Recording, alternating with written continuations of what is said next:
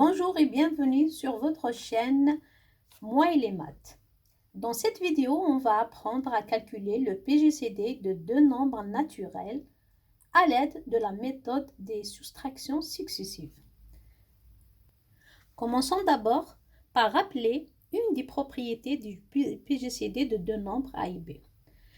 Soit A et B deux nombres naturels tels que on a A est supérieur ou égal à B. On a la propriété PGCD de A et B égale au PGCD de B et A moins B.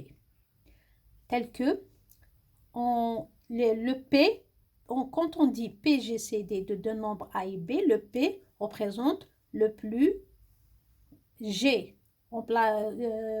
C'est le signe de grand et le C, c'est commun et D, c'est le diviseur. Donc, le plus grand commun diviseur. On note ça. Un exemple pour bien expliquer cette règle. Et donc, on nous demande de calculer le PGCD des deux nombres naturels 137 et 26 en appliquant cette propriété. Le PGCD de A et B égale le PGCD de B du plus petit et la différence de A et B. Donc, on applique cette propriété. Donc, le PGCD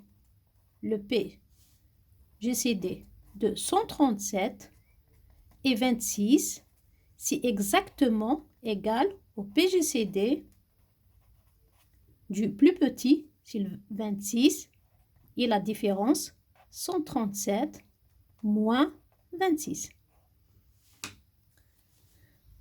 Donc, on effectue l'opération 137 moins 26 égale 111. Puis le PGCD, ça égale le PGCD de 111 et 26. Puis on continue.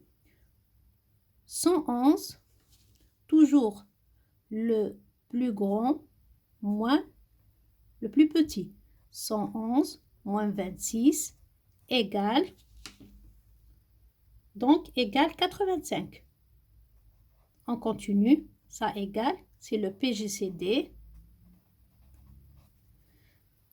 de 85 et 26.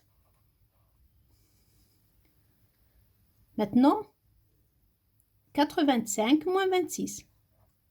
85 moins 26 égale, on fait la différence entre le plus grand et le plus petit. 85 moins 26, c'est 59. Et ça, c'est égal au PGCD de 85 et 26.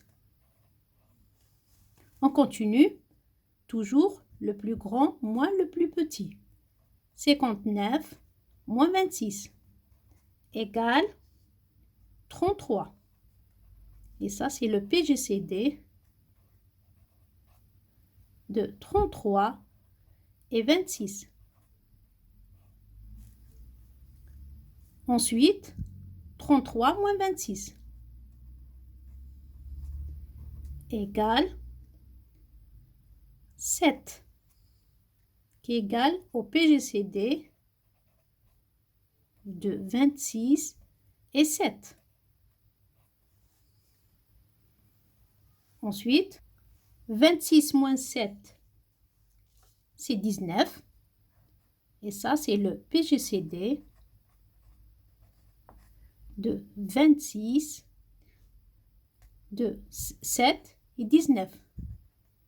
Toujours du plus petit au plus grand. Ensuite, 19 moins 7. 19 moins 7 égale 12. Et ça, c'est le PGCD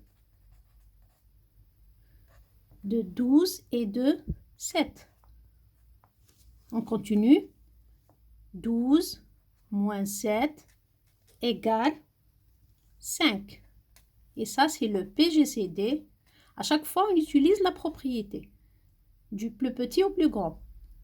Du 7 et de 5. C'est-à-dire, on continue. Après 7, moins 5. 7 moins 5, c'est 2. Qui est égal au PGCD de deux nombres, 5 et 2. Après, 5 moins 2. 5 moins 2 égale 3. Ça, c'est le PGCD de 3 et 2. On continue. 3 moins 2 égale 1.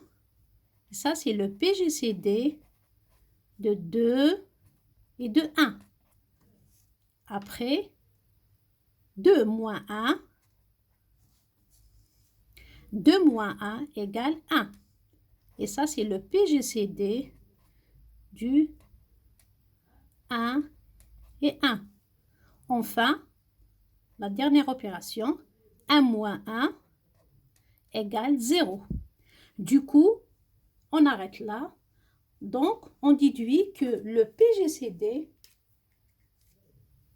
des deux nombres 137 et 26, c'est le dernier reste non nul. C'est-à-dire ici, on a le reste nul égale 0. Donc, on prend le dernier reste non nul. C'est-à-dire le PGCD des deux nombres 137 et 26 égale 1. On note. Donc, le PGCD de deux nombres 137 et 26 égale 1. Voilà, j'espère que c'est clair pour vous cette méthode. Au revoir, à bientôt.